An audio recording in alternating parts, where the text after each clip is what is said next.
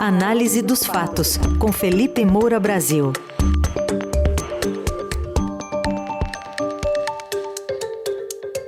De olho na formação do futuro governo Lula e suas implicações para o futuro. Oi, Felipe, bom dia. Salve, salve, Raizen, equipe da Dourado FM, melhores ouvintes, sempre um prazer falar com vocês. Bom, a se confirmar a indicação de Simone Tebet para o Ministério do Planejamento, que é o que vem sendo ventilado, com o programa de participações e parcerias de investimentos sob a gestão dela, o que dá para pensar da parceria dela com o Fernando Haddad, Felipe, mas também olhando lá para frente? Pois é, Raizen, esse duelo, esse embate entre Simone Tebet e Fernando Haddad já é uma prévia da disputa pela sucessão do Lula na presidência da República em 2026. E ambos sabem disso e, obviamente, estão se articulando para ficar com um quinhão maior. Mas, em primeiro lugar, para introduzir esse assunto, queria falar da questão partidária, porque o Lula está fazendo ali o toma lá da cá com os partidos para conseguir apoio no Senado e na Câmara, evidentemente, para aprovar os seus projetos. Então, o MDB pode ficar aí com 3 vagas no ministério do governo Lula. Uma seria transporte, com o Renan Filho, né, que foi eleito para o Senado agora em outubro e está em fim de mandato no governo de Alagoas. É o filho do senador Renan Calheiros, que já é um aliado antigo. O Ministério das Cidades está lá reservado para o MDB da Câmara, né, para algum deputado, embora haja uma dúvida ali se será indicado José Priante, do Pará, ou o Jader Filho, né, do mesmo estado, que é o irmão do governador Helder Barbalho e filho do ex-governador Jader Barbalho. A Simone Tebet, o Lula já está dizendo, confirmando, né, o que já vinha sendo apurado, de que ela estaria numa cota pessoal dele, justamente para não atrapalhar as negociações dele com o restante do MDB. Aliás, tem ala do MDB com a qual a própria Tebet não se dá, como essa do Renan Calheiros. Então, ela seria agraciada em razão do seu apoio decisivo no segundo turno da eleição para que o Lula obtivesse aquela vantagem de 2,1 milhões de votos sobre Jair Bolsonaro. O Lula também agrada ali a turma do PSD, que é a turma do presidente do Senado, Rodrigo Pacheco. Então deve indicar aí o Carlos Fávaro para a agricultura, já era o interlocutor do Lula com o agronegócio ao longo da campanha. O Alexandre Silveira, que é senador eleito, foi relator da PEC do estouro no Senado. Ele deve ser indicado para Minas e Energia, né, para o Ministério. Essa é a turma do Pacheco. E tem a turma do Arthur Lira, que também tem algum nó aí para ser desatado nesses últimos dias. Que tem gente do União Brasil, que é o caso do Elmar Nascimento, que seria indicado para o Ministério de Integração e Desenvolvimento Regional e ficaria ali também sob esse guarda-chuva dessa turma do Arthur Lira, a Codevasf, onde o Centrão tem feito a festa ao longo do governo de Jair Bolsonaro, com vários escândalos que foram desvendados, depois ficaram em segundo plano, e parece que tudo muda para continuar como está, como geralmente acontece, né? Tem sobrepreço, superfaturamento, escoamento de emendas de relator, só que o Elmar Nascimento, por ter se aproximado muito do governo Bolsonaro, ele acabou disparando uns áudios dizendo que em torno do Lula só tinha condenado, ex-presidiário, e os petistas descobriram aí essas declarações, fizeram circular, então a nomeação dele subiu no telhado. Mas o Lula sabe que tem que negociar ali com o Arthur Lira também.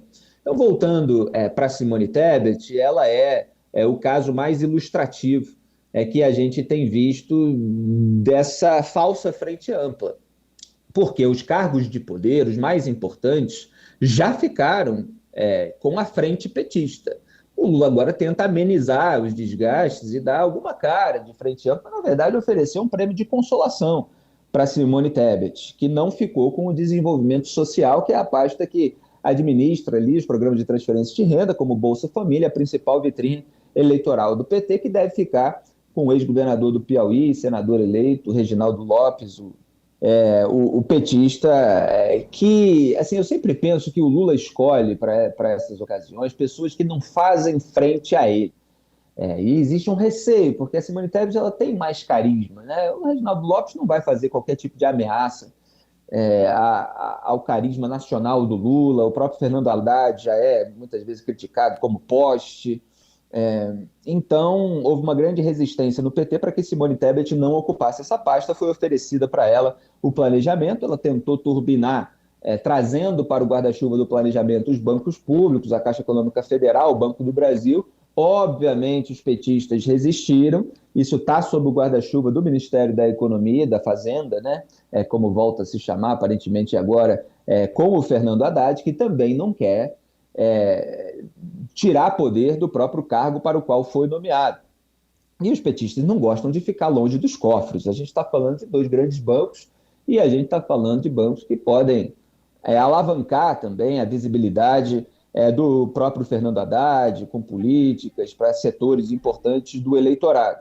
Agora, ela deve conseguir aí que seja incorporado à pasta dela o planejamento, caso ela venha aceitar hoje, tem a última reunião com Lula, os programas de parceria pública e privada, e houve uma articulação ali entre lideranças MDBistas e petistas para diminuir as resistências dos dois lados, tanto da própria Simone quanto do Haddad e até do Lula, porque o Lula fica preocupado com que uma ministra escolhida por ele, que não tem a visão econômica do partido, venha eventualmente a criticar as políticas econômicas adotadas pelo governo eleito, como faz diariamente, tem feito diariamente no Twitter, a coordenadora econômica da candidatura de Simone Tebet no primeiro turno, Helena Landau, que tem uma visão mais liberal.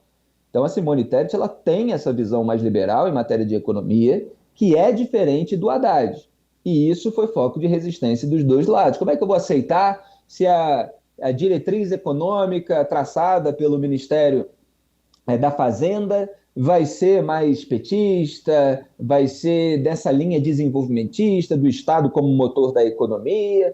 Foi isso que foi ventilado. Mas aí a Simone Tebet parece ter sido convencida de que o planejamento é importante para cuidar do orçamento, que ela pode fazer uma avaliação das políticas públicas, que é algo que em geral falta no Brasil, para ver o que funciona, o que não funciona, e ela pode se tornar ali alguém imprescindível para o Lula, se ela tiver um grande desempenho. Então, essas resistências foram minimizadas ao longo do dia de ontem, né? E hoje elas tendem a resultar, aparentemente, num grande acordo para que ela esteja junto ao governo. Agora, que isso vai gerar ruído ao longo dos próximos anos, não resta dúvida, porque certamente o governo vai tomar decisões para as quais ela vai ter que fazer vista grossa, e se ela se empenhar em fazer um bom trabalho, ela vai despertar o ciúme do Haddad, de outros petistas, e eventualmente até algum tipo de boicote, de puxada de tapete, porque qualquer crescimento do cacife eleitoral de Simone Tebet será visto dentro do PT, não resta a menor dúvida, como algum tipo de ameaça à sucessão feita, que o PT quer que seja de um membro do partido, na luta pela presidência em 2026. Há algumas leituras aí, né, Felipe, aí do ponto de vista dela também, de que seria uma espécie de um tripé entre ela, o Haddad, incluindo o Geraldo Alckmin também, que vai para a indústria e comércio. Como é que você vê isso, esses três, mais o Alckmin? Pois é, Heisen. Assim, o Haddad, ele é aquele sujeito da mais absoluta confiança do Lula na subserviência a ele. Eu sempre traduzo aqui as questões para a linguagem do mundo real, porque não é assim uma questão de lealdade no sentido bonito desse termo, é uma questão de subserviência. Quem está disposto a passar pano, quem está disposto a fazer vista grossa, quem está disposto a não criar qualquer tipo de resistência para algo eventualmente até errado que o Lula venha fazer ou que o PT faça. Então ele sabe que ele pode contar com o Haddad. É a turma que estava com ele quando ele estava preso, é a turma que, inclusive, está cobrando aí essa retribuição por ter ficado ao lado dele no momento mais complicado, mais desgastante, enquanto teve gente que veio apoiar no segundo turno, ou só depois na campanha eleitoral, e aí, na visão petista, pegou o bonde andando e quer sentar na janela, né? E os petistas não gostam. O Geraldo Alckmin acabou sendo um aliado desde o começo dessa campanha, escolhido como vice, mas que também não é uma pessoa que tem essa visão desenvolvimentista do velho petismo, mas ele já está incorporado ao partido, já ficou muito próximo do Lula, já fez todas as reverências a Gleisi Hoffmann, presidente do PT. Agora é visto pelo mercado como alguém com uma visão mais à direita do PT, o que não quer dizer uma visão de direita, liberal ou conservadora. E a Simone Tebet é a mesma coisa, só que menos incorporada ao PT do que Geraldo Alckmin. Então a gente tem, se avaliar assim, da esquerda para a direita, nessa ordem, Fernando Haddad, Geraldo Alckmin e Simone Tebet. Simone Tebet continua sendo motivo de preocupação dentro do PT e vai se tornar cada vez mais, principalmente se fizer um bom trabalho. Isso é a mesma coisa que aconteceu com Jair Bolsonaro. Esse pessoal tem telhado de vidro, tem muita preocupação com o poder e fica absolutamente preocupado com qualquer pessoa que ganhe os holofotes e ganhe algum tipo de protagonismo. O Bolsonaro, no caso, foi demitindo essas pessoas, como a gente viu acontecer com Mandetta, com Sérgio Moro, com outros que podiam ganhar holofote, que tinham vida própria, luz própria, alguma habilidade específica.